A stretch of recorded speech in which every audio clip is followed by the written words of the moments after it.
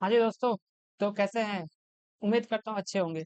चलिए आज एक न्यू चैप्टर स्टार्ट करते हैं मैथ्स में, जिसका नाम है mathematics of finance. Mathematics of finance के अंदर हम लोगों को सिंपल इंटरेस्ट, कंपाउंड इंटरेस्ट और एन्युटी सीखना है। बट आज मैं कवर करने वाला हूँ सबसे पहला सिंपल इंटरेस्ट और कंपाउंड इंटरेस्ट से रिलेटेड फॉर्मूलेस क्या होते हैं। तो पहले फॉर्मूला समझेंगे, उसके बाद इस चैप्टर में सिंपल इंटरेस्ट, फिर कंपाउंड इंटरेस्ट, उसके बाद एन्युटी से पहुंचेंगे। तो चलिए पहले फॉर्मूला समझते हैं, फॉर्मूला कैसे इस चैप्टर के अंदर आता है। तो सबसे पहले बात करें तो सिंपल इंटरेस्ट है। तो सिंपल इंटरेस्ट सिंपल इंटरेस्ट का मतलब क्या होता है? जैसे मान लीजिए आप किसी जगह पे अपना पैसा रख रहे हैं, तो वहां से जब आपको ब्याज मिलेगा ना, तो उस ब्याज को आप वापस से री इन्वेस्ट नहीं कर रहे हैं। मतलब आपको जब भी इंटरेस्ट मिल रहा है, आप उस इंटरेस्ट को विड्रॉ कर ले रहे हैं। तो आपका जो प्रिंसिपल अमाउंट इन्वेस्टेड था, बार बार उसी पे अब आपको इंटरेस्ट मिलता रहेगा और आप इंटरेस्ट को विड्रॉ करते रहेंगे। इंटरेस्ट का फिर से वापस से डिपॉजिट रख के उस पर इंटरेस्ट नहीं कमाना है। तो ये प्रोसेस सिंपल इंटरेस्ट माना जाता है। सिंपल इंटरेस्ट में आपको क्या निकालना होगा? तो सिंपल इंटरेस्ट कैलकुलेट करना है, फिर अमाउंट कैलकुलेट करना है। अमाउंट का मतलब क्या होता है? जितना आपने प्रिंसिपल रखा, उसमें यदि आप अपना ब्याज जोड़ दे, इंटरेस्ट को ऐड कर दे, तो जो पैसा आता है उसको अमाउंट कहते हैं। ठीक है, तो चलिए इसका फॉर्मूला समझाते हैं। सबसे पहले सिंपल इंटरेस्ट का फॉर्मूला होता है P into T into R divided by 100।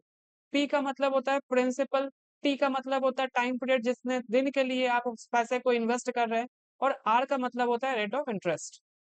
ये हो गया आपका सिंपल इंटरेस्ट का फॉर्मूला। अब अमाउंट का फॉर्मूला क्या होता है? अमाउंट इक्वल्स टू होता है P plus S I, principal plus simple interest. तो आपका ये हो जाएगा क्या? अमाउंट। अमाउंट मतलब कि जो मैंने पैसा इन्वेस्ट किया उसमें ब्याज जोड़ के बताओ मुझे क्या मिलने वाला है। तो ये मेरा हो जाएगा अमाउंट। नेक्स्ट आते हैं कंपाउंड इंटरेस्ट के फॉर्मूला पे। कंपाउंड इंटरेस्ट,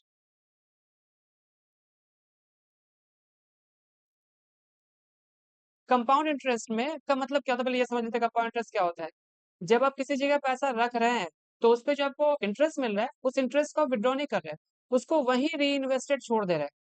तो री इन्वेस्टमेंट पे वापस से आपको इंटरेस्ट के ऊपर भी इंटरेस्ट मिलना शुरू हो जाएगा। तो मतलब interest on interest is called compound interest.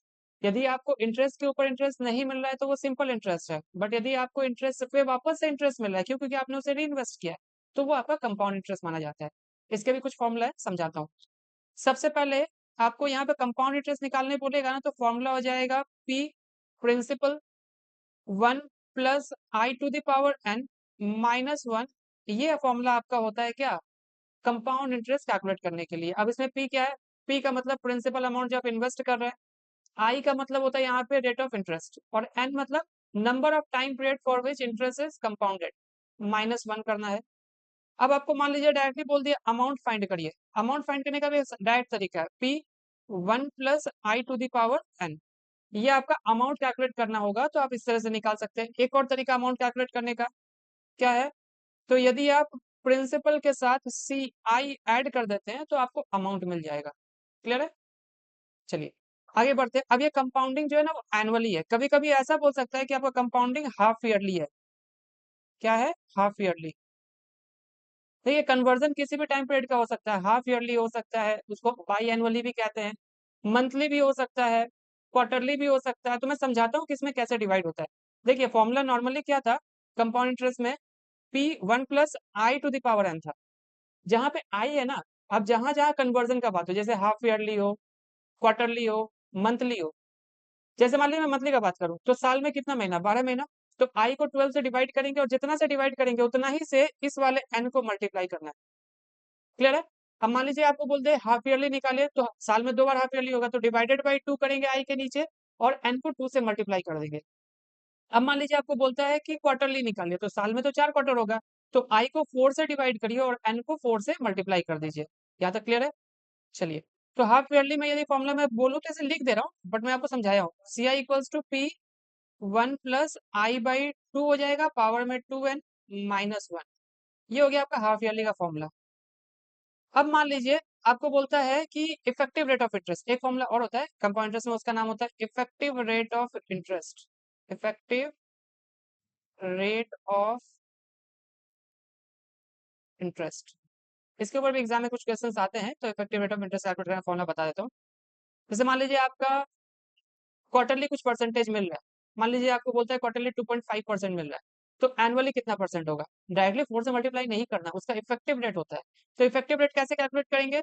तो फॉर्मूला होता है E equals to 1 plus I to the power n minus 1 into 100। अब जैसे मान लीजिए क्वार्टरली रेट रहेगा तो डिवाइड बाई 4 कर देंगे, यहाँ पे डिवाइड बाई 4 हो जाएगा। मान लीजिए हाफ ईयर रहेगा तो यहाँ पे 2 से डिवाइड कर देंगे, उतना ही से इसको मल्टीप्लाई करेंगे। अब यहाँ पे एक बात आपको ध्यान रखना है, यहाँ पे n जो होगा ना ऑलवेज 1 ईयर होगा। क्यों? क्योंकि effective rate of interest annually पूछता है। नेक्स्ट आइए, एक आता है डेप्रिसिएशन का केस। डेप्रिसिएशन केस मतलब कंपाउंड इंटरेस्ट में तो पैसा जुड़ रहा था आपके प्रिंसिपल के साथ, इसलिए आपने 1 plus I to the power n किया। बट डेप्रिसिएशन में वैल्यू तो रिड्यूस होगा, आपका पैसा तो बढ़ नहीं रहा है, आपका पैसा तो घट रहा है। तो वहां उस केस में हम लोग लिखते हैं एस, एस मतलब स्क्रैप वैल्यू। उसके बाद यहाँ पे पी मतलब purchase price of assets, 1 minus I, यहाँ पे आई जो है ना वो डेप्रिसिएशन का रेट है टू द पावर n। ये हो जाएगा आपका क्या, स्क्रैप वैल्यू निकालने का फॉर्मूला, किसमें? डेप्रिसिएशन का केस होगा तो। चलिए तो स्टार्ट करते हैं मैथमेटिक्स ऑफ फाइनेंस में। सबसे पहले मैं आईसीआई मॉडल के क्वेश्चन से करवा रहा हूँ, चैप्टर 4A। चैप्टर 4A क्या है? सिंपल इंटरेस्ट हम लोग करेंगे पहले, ठीक है? तो सिंपल इंटरेस्ट में जो फॉर्मूला समझाया है उसी के बेसिस पे मैं सम्स करवाने वाला हूँ। सबसे पहला क्वेश्चन है एसआई फाइंड करना है, किसके ऊपर? 3500 के ऊपर 3 इयर्स के लिए at the rate 12% per annum. तो देखिए एसआई फाइंड करने का फॉर्मूला में क्या बताया था, बहुत सिंपल। तो एसआई निकालने का फॉर्मूला, पहला क्वेश्चन, एसआई इक्वल्स टू होगा P into T into R divided by 100।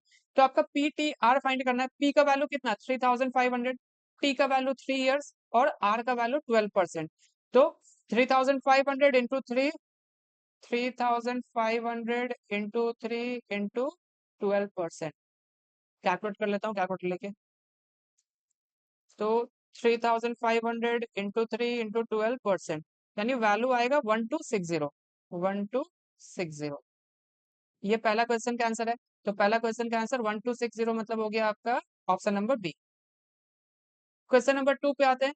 बोलता है 5000 रुपीज आपका प्रिंसिपल है, रेट है आपका 15% और टाइम पीरियड 4 1/2 है, मतलब 4.5 ईयर्स है। तो इसका भी कैलकुलेट हो जाएगा।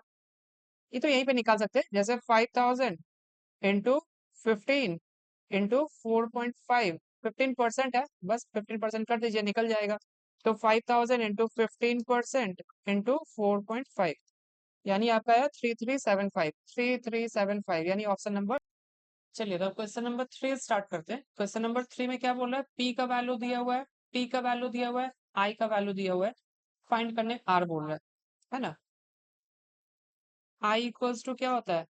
P into T into R, है ना? और आई का वैल्यू कितना दिया हुआ था? आई का वैल्यू दिया हुआ था 300, है ना? आई का वैल्यू 300, पी का वैल्यू 5000 था, टाइम पीरियड 1 साल का है और रेट नहीं पता। जीरो काट दिए, जीरो काट दिए। रेट डिवाइड बाय 100 होगा, क्योंकि हम लोग आर जो है परसेंटेज टर्म में देखते हैं। तो इसको मल्टीप्लाई कर देते हैं, ये अच्छा ये 50 से 100 को काट देते हैं, 2 बार में कटेगा। तो 3 और 2 क्या हो जाएगा? 6 हो जाएगा, यानी आर का वैल्यू जो हो जाएगा वो 6% हो जाएगा, है ना? R equals to 6%। यहाँ तक क्लियर है? अब आते हैं क्वेश्चन नंबर 4 पे। तो इसका 6% सी हो गया। 4 नंबर बोलता है इफ पी 4500, ए का वैल्यू 7200, तो आई कितना होगा? सिंपल है, मैं बताया था ए इक्वल्स टू पी प्लस आई होता है। तो ए में से पी माइनस कर दो तो आई हो जाएगा, यानी 7200 माइनस 4500 कितना होता है? 7200 माइनस 4500 बचा 2700, 2700, यानी ऑप्शन नंबर डी हो जाएगा, है ना? क्वेश्चन नंबर 5 पे आते हैं। बोलता है पी का वैल्यू है 12,000, ए का वैल्यू है 16,500 और टी का वैल्यू 2.5 ईयर्स है। तो rate percent per annum simple interest will be, simple interest क्या होगा उसका रेट पूछ रहा है। तो इसको सॉल्व कर लेते हैं। क्वेश्चन नंबर 5 पे आते हैं। 5 5 में आपको पहले तो ऐसा ही फाइंड कर लेना चाहिए। फाइंड करने के लिए क्या होता है? ए माइनस पी करना होगा। ए का वैल्यू दिया हुआ है आपका 16,500 और 12,000, 16,500 माइनस 12,000 तो बचेगा 4,500। अच्छा इसके बाद अपने पास क्या दिया हुआ है? टाइम दिया हुआ है 2.5 ईयर्स, है ना?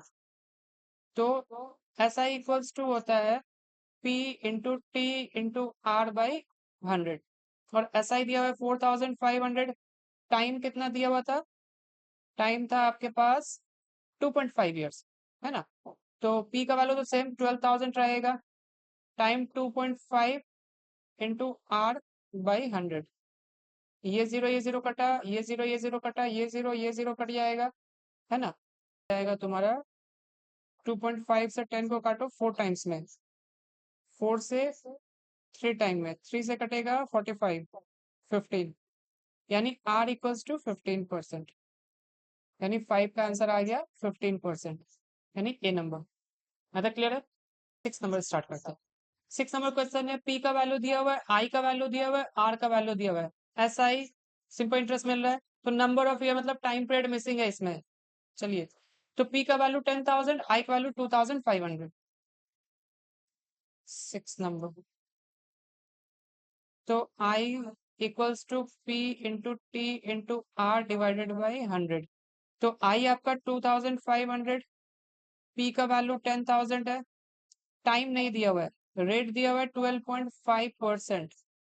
परसेंट है तो 100 नीचे हो जाएगा, ये जीरो कटा, ये दो जीरो, ये दो जीरो कटा, 12.5 से 25 कटेगा 2 टाइम में, यानी टाइम इक्वल्स टू 2 ईयर्स। 6 का आंसर आएगा 2 ईयर्स, यानी 6 का आंसर बी। 7 नंबर में क्या बोलता है? P का वैल्यू है 8,500, A का वैल्यू है 10,200 और रेट दिया हुआ है, तो टाइम पूछ रहा है। तो 7 नंबर पे आते हैं। तो SI वापस से P into T into R by 100 होता है। अब SI कैसे निकालेंगे? तो देखो, इस दोनों के बीच का डिफरेंस निकाल लो। 10,200 माइनस 8,500, तो कितना बचता है? 1,700 बचेगा, है ना? तो 1,700 इक्वल्स टू 8,500 P का वैल्यू था, टाइम नहीं पता, रेट कितना? 12.5%। वापस से दो जीरो कटा, 85 से कटेगा, 17 के टेबल से काटते हैं 5 टाइम में, ये 100 टाइम में, 12.5 से 100 को काटो तो 8 टाइम्स कटेगा क्या? देख लेते हैं एक मिनट, जब 5 से फिर तो 10 काट दो 20 टाइम में, तो 20 डिवाइडेड बाय 12.5, यानी 1.6 आ रहा है। Time equals to 1.6 years. 7 का आंसर आएगा 1.6। अब देखो 1.6 ईयर बोल के नहीं है, मंथ में दिया हुआ है, तो क्या करो पता है? 1 ईयर तो ऐसे ही रहेगा, 6.6 को ना मंथ में कन्वर्ट करेंगे, तो 0.6 इंटू, एक साल के अंदर 12 मंथ्स होता है, 12 से मल्टीप्लाई कर दो इसको, यानी आएगा 1 ईयर, और 0.6 इंटू 12 7.2 आ जाएगा, यानी 1 ईयर 7 मंथ हो जाएगा। तो इसका आंसर आ जाएगा तुम्हारा ए वाला। अब 8 नंबर पे आते हैं, बोलता है sum required to earn monthly interest of 1200। क्या मैं इन्वेस्ट करूं कि मुझे हर महीने 1200 रुपए का इंटरेस्ट मिले और 18% का इंटरेस्ट रेट है? तो देखो 8 नंबर में यहीं पे सॉल्व कर देता हूँ। यदि तुम्हारा इंटरेस्ट रेट जो है 18% है और टाइम जो है वो 1 महीने का है, तुम उसको पहले एनुअल इंटरेस्ट में कन्वर्ट कर सकते हो। तो एनुअल इंटरेस्ट क्या हो जाएगा?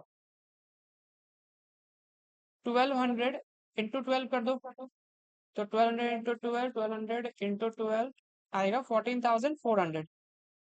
तुमसे क्या पूछ रहा है? SI क्या होगा? नहीं सॉरी, SI तो दिया हुआ है, तुमसे प्रिंसिपल पूछ रहा है। तो क्या होता है SI का value? P into T into R divided by 100। तो तुम्हारा SI है 14,400, प्रिंसिपल मिसिंग है, टाइम 1 साल का है और रेट है तुम्हारा 18%, 18/100।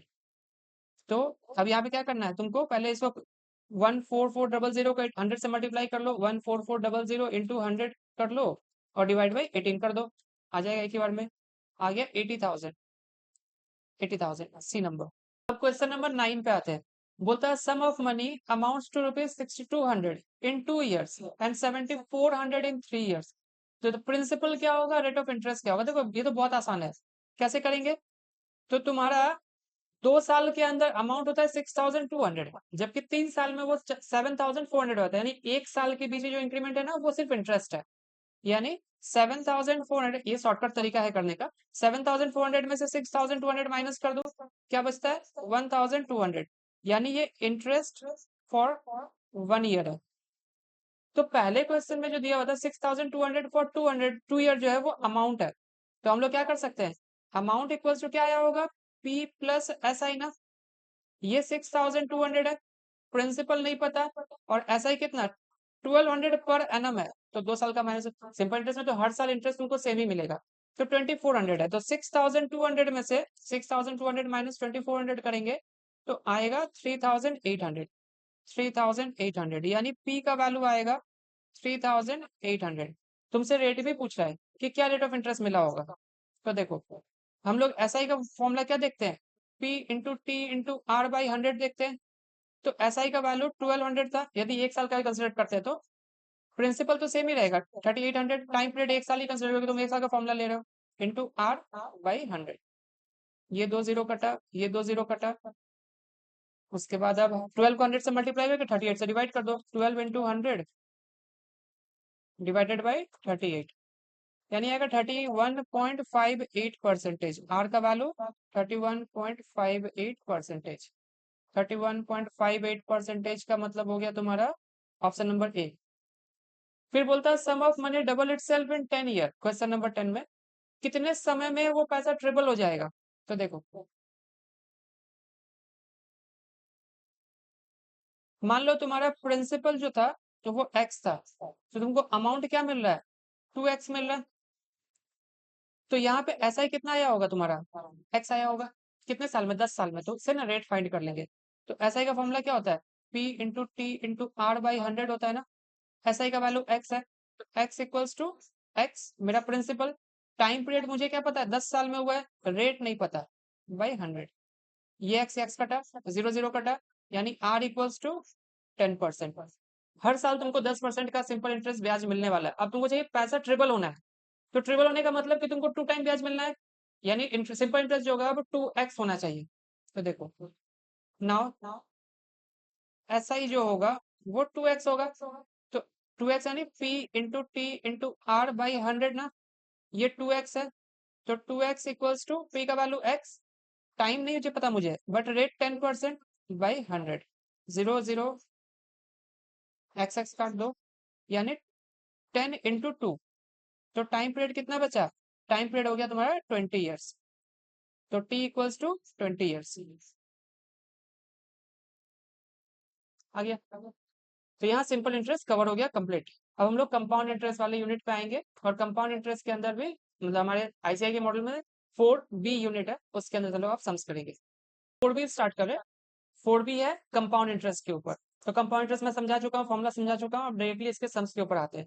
तो फर्स्ट क्वेश्चन क्या है, प्रिंसिपल है 1,000, रेट है 5% पर एनम, और एन का वैल्यू 4 ईयर है, मतलब 4 साल का तुम्हारा ब्याज कैलकुलेट करना है, CI पूछ रहा है। तो आते हैं इसके सॉल्यूशन पे। CI का फॉर्मूला क्या होता है, P 1 plus I to the power N minus 1। तुम्हारा प्रिंसिपल कैलकुलेट करके देखना होगा, प्रिंसिपल कितना। तो प्रिंसिपल है मेरा 1,000, रेट 5% है, टाइम 4 ईयर है। तो 1,000 1 प्लस, अब देखो जो 5% है ना उसको डेसिमल में कन्वर्ट करो, क्योंकि यहाँ पे आई है, रेट नहीं है। आई मतलब होता है डेसिमल पॉइंट। तो 5% मतलब 0.05 हो जाएगा, पावर 4 टाइम हो जाएगा, क्योंकि 4 ईयर्स कैलकुलेट मिला, -1। अब देखो इसका एक तरीका है इस सम्स को सॉल्व करने के लिए। जो 1 प्लस 0.05 है ना, इसको कैलकुलेटर पे कैलकुलेट करेंगे तो 1.05 आएगा। तो कैलकुलेटर पे आप क्या लिखोगे, 1.05 लिखोगे। एक बार इंटू का साइन प्लस करो, उसके बाद ना पावर 4 टाइम है, 4 टाइम होगा तो आपको 3 टाइम इक्वल्स टू देना होगा।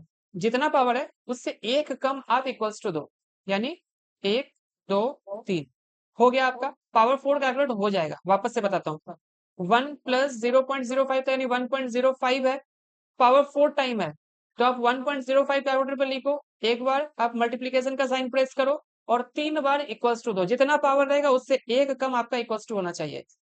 अब -1 है तो -1 कर ले रहा है, और इंटू 1,000 है, यानी आपका 215.50 आ रहा है इंटरेस्ट। तो इंटरेस्ट आ गया 215.50। तो इसमें क्वेश्चन क्या पूछा था, इसमें क्वेश्चन पूछा था सीआई कितना होगा और अमाउंट कितना होगा। तो देखो 215.5 तो पहले वाले आंसर में ही है। तो यदि मैं इसको प्रिंसिपल के साथ ऐड कर दूं, प्रिंसिपल 1000, सीआई 215.50, दोनों ऐड करके 1215.50 आपका क्या हो जाएगा, अमाउंट हो जाएगा। सेकंड क्वेश्चन पे आते हैं। बोलता है 100 will become after 20 year at 5% per annum compound interest. मैं यदि आज 100 रुपया रखूं तो 20 साल बाद मुझे क्या मिलेगा, 5% के ब्याज के हिसाब से, है ना। आ जाइए क्वेश्चन नंबर 2। तो आपका अमाउंट इक्वल्स टू क्या हो जाता है, पी 1 + i⁴ होता है। आपने 100 डिपॉजिट किया, 1 + रेट ऑफ इंटरेस्ट कितना था, 5%, 0.5 और पावर 20 टाइम। तो वापस से वही कैलकुलेशन, 1.05 लिखो और 19 टाइम्स तक इक्वल्स टू करना है। 1.05 1 time multiplication 19 time equals to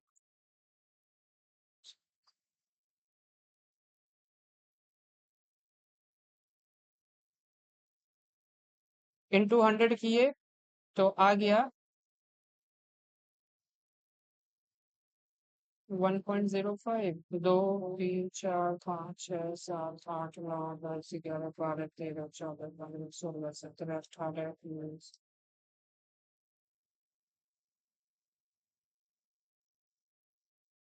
value आ रहा है 265.33, 265.33। क्वेश्चन क्या है इसमें, क्वेश्चन पूछा कंपाउंड इंटरेस्ट क्या होगा। तो आप ए में से पी माइनस कर दो, यानी आपको कंपाउंड इंटरेस्ट पूछा तो क्या हो जाएगा, सी आई इक्वल्स टू हो जाता है ए माइनस पी, यानी 265.33 माइनस 100, यानी 165.33।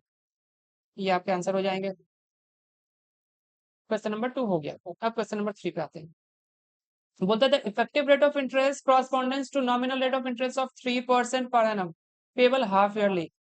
तुमको नॉमिनल इंटरेस्ट मिलता है 3%, तो इफेक्टिव रेट ऑफ इंटरेस्ट क्या होगा यदि इंटरेस्ट तुमको मिलता है हाफ ईयरली। तो आज मैं इफेक्टिव रेट का एक फॉर्मूला बताया था, ई इक्वल्स टू बताया था 1 + i, हाफ ईयरली बोला है तो क्या करेंगे, डिवाइड बाई 2 का पावर 2n माइनस 1 इंटू 100।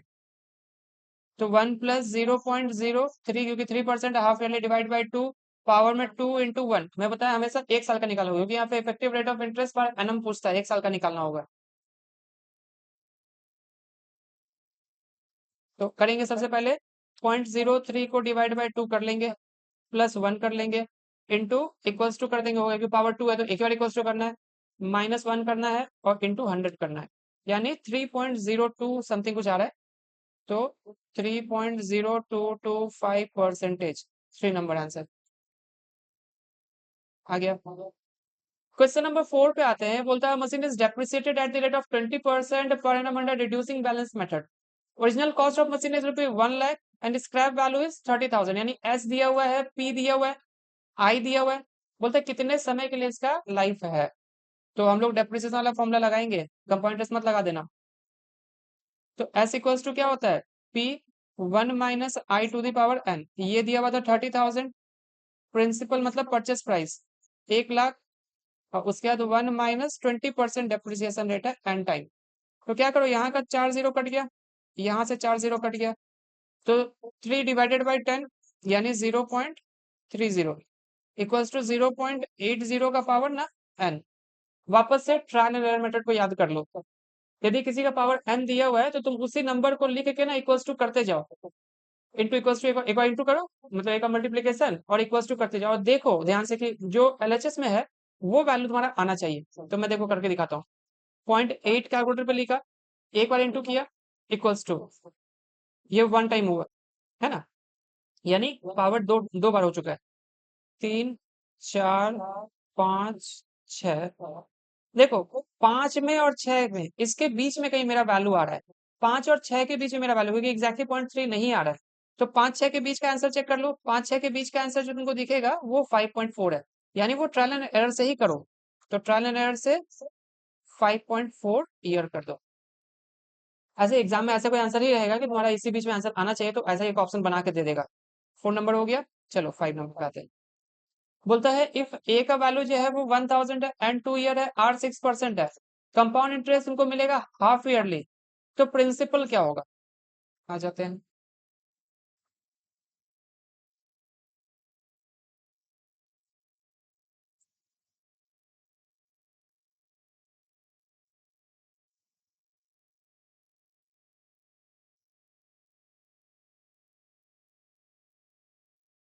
तो देखो ए इक्वल्स टू क्या होता है, पी 1 + i/2 हो जाएगा ना, क्योंकि हाफ ईयरली है, पावर 2n।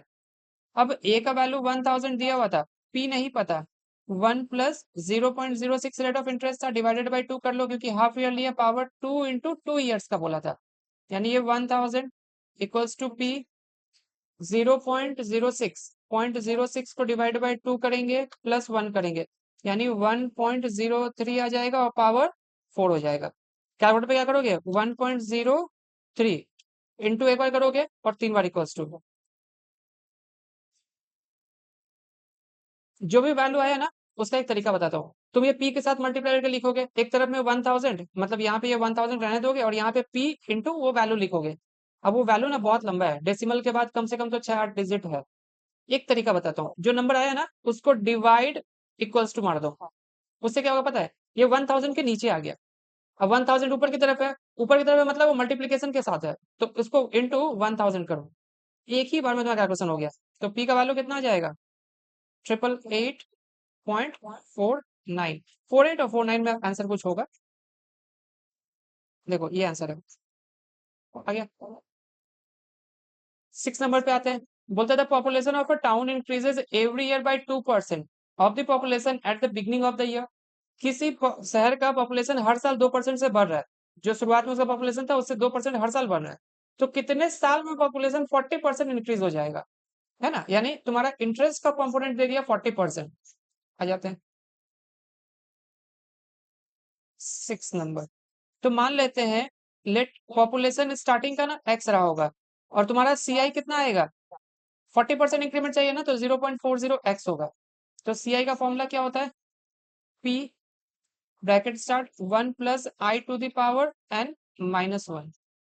तो सी आई है 0.40x, ये है x 1, अब बोलता है 2%, तो 0.02 हो जाएगा ना, तो 0.02। अभी 0.02 क्यों बोल रहा हूँ, क्योंकि 2% को 2 डिवाइडेड बाई 100 करोगे तो 0.02 ही आएगा, और पावर n टाइम -1, क्योंकि तुमको तो नहीं पता ना कितने साल में पॉपुलेशन इंक्रीज होगा। तो इस साइड के x से x को काट दो, तो बचा 0.4 इस साइड बचा 1.02 का पावर n टाइम -1। अब ये 1 ना इधर ले आके ऐड हो जाएगा, यानी 1.40 इक्वल्स टू 1.02 का पावर n टाइम।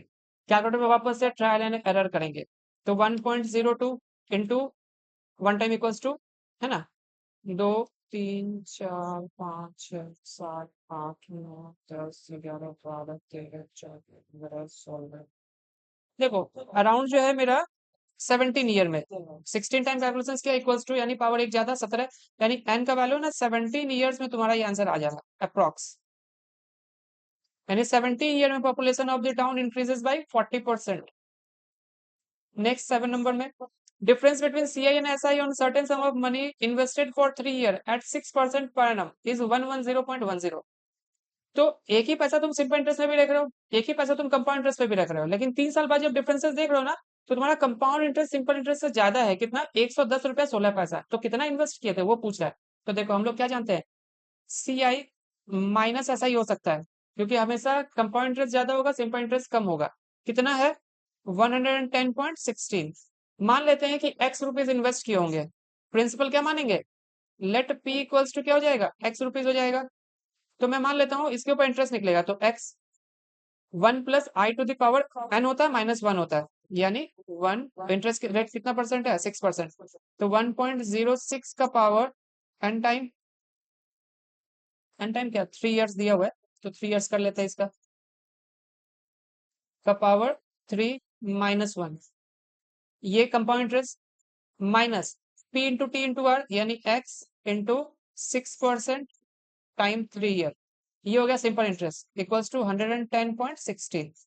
तो इस वाले कैलकुलेशन को पहले करते हैं, 1.0623 -1 इंटू एक्स है, तो एक्स कॉमन हो जाए तो 0.191016 x minus 0.18x equals to 110.16। तो x इक्वल्स टू क्या हो जाएगा 110.16 डिवाइडेड बाई, इन दोनों के बीच का डिफरेंस है उसके नीचे डिवाइडेड चला जाएगा, 0.191016 माइनस 0.18 आएगा 0.011016। डिवाइड कर देते हैं, 110.16 डिवाइडेड बाई 0.011016 यानी 10,000। एक्स का वैल्यू 10,000, यानी तुमने इन्वेस्ट कितना किया होगा 10,000। तो देखो इसका आंसर हो जाएगा डी। यहाँ तक क्लियर है। अब आ जाते हैं क्वेश्चन नंबर 8 पे। The useful life of machine is estimated to be 10 years. किसी मशीन का यूजफुल लाइफ 10 ईयर है, कॉस्ट है 10,000, डेप्रिसिएशन 10%, तो स्क्रैप क्या आएगा। देखो ये तो यही निकाल देता हूँ।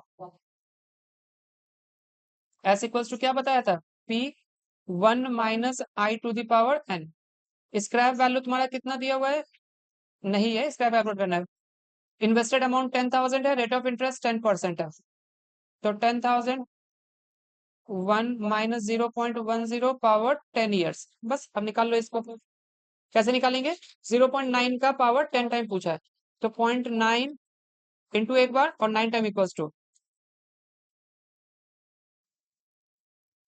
इंटू कर दोगे 10,000 से, यानी आ जाएगा 38,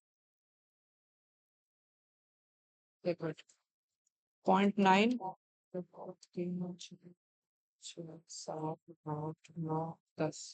इंटू 100,000। अच्छा आ रहा है 3486.78, 3486.78 आ गया ना, ये नंबर आंसर है। 9 नंबर पे आते हैं। The effective rate of interest पूछ रहा है, correspondence to nominal rate of interest convertible quarterly. अभी बताया था पीछे, तो ये तुम लोग होमवर्क ले लेना, ये होमवर्क में करके रखो। क्वेश्चन नंबर 10 पे, सीआई ऑन 16,000 बोल रहा है, 1.5 ईयर्स के लिए 10%, बट पेबल हाफ ईयरली है ना। तो 10 नंबर पे आते हैं। तो यहाँ पे सीआई 16,000 पे पूछ रहा है, वो भी 1.5 ईयर्स के लिए बोला है, हाफ ईयरली का फॉर्मूला लगाओ।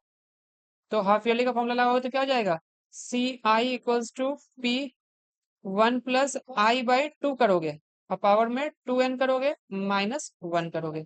तुम्हारा प्रिंसिपल कितना है 16,000 है, 1 + 0.10 डिवाइडेड बाई 2, क्योंकि हाफ ईयरली बोला है, और पावर ना 2n होगा, तो n कितना 1.5 ईयर, -1 कर लो, तो हो जाएगा 1.05। अब देखो 1.5 को 2 से मल्टीप्लाई किया तो पावर में 3 हो गया, तो 2 3 हो गया, -1 इंटू 16,000, यानी सी आई का वैल्यू आ जाएगा 2522, 2522। क्वेश्चन नंबर 10 भी हो गया 2522। 11 नंबर में सी आई ऑन रुपीज 4,000 सॉरी 40,000 10% पर इंटरेस्ट है, 1 ईयर का इंटरेस्ट पूछा है, पेबल क्वार्टरली है। क्वार्टरली में क्या 4 से डिवाइड करेंगे ना, करके दिखा देता हूँ। C I equals to P 1 + I/4 करोगे, क्योंकि साल में 4 बार क्वार्टर होता है, पावर 4n -1, तो पी का वैल्यू 40,000, 1 + 0.10 पावर 4 इंटू 1, क्योंकि 1 ईयर का पूछा था, तो 0.10 को पहले 4 से डिवाइड करो, 0.10 डिवाइडेड बाई 4 +1 करो, और पावर 4 टाइम है। वापस से बोल रहा हूँ, जितना पावर उससे एक कम इक्वल्स टू करोगे, यानी आ रहा है 4152.51, 11 का 4152, ये वाला आंसर सी नंबर। क्लियर है। तो हम लोग सिंपल इंटरेस्ट कंपाउंड इंटरेस्ट दोनों कवर कर चुके हैं, है ना। अब कोई क्वेश्चन नहीं है, बाकी जो भी आईसीआई के मॉडल में क्वेश्चन बचते हैं वो आप लोग खुद से ट्राई करेंगे। इसके अलावा past year exam papers, RTP MTP में जो भी क्वेश्चन दिखता है उसको ट्राई करें, क्योंकि इससे आपका कॉन्फिडेंस और अच्छा हो जाएगा। ठीक है, और जितना प्रैक्टिस करेंगे उतना आपका टाइम सेविंग का तरीका आपको पता चलेगा, कम समय में सम्स को कैसे करना वो आपका स्पीड बढ़ेगा। ठीक है, तो इन सब चीजों पे फोकस करेंगे, स्ट्रैटेजी से ही मैथ्स का एग्जाम कम टाइम पे आप क्लियर कर सकते हैं, नहीं तो वो पेपर में छूटना ही छूटना होता है, वो बचेगा नहीं कि सारा क्वेश्चन आप करके आ गए हैं। ठीक है, इसलिए स्पीड को अच्छा करने के लिए आपको बार बार प्रैक्टिस करना जरूरी है। और ये वीडियो आपको अच्छा लगा तो लाइक शेयर और सब्सक्राइब करें, साथ साथ इसमें कमेंट करें कि आपको चैप्टर्स में किस तरह समझा पाया हूँ, आपको अच्छा लगा, खराब लगा, आपको कोई डाउट्स है तो वो भी कमेंट करें, मैं उनको भी सॉल्व करूंगा। मिलते हैं नेक्स्ट वीडियो में, तब तक के लिए बाय।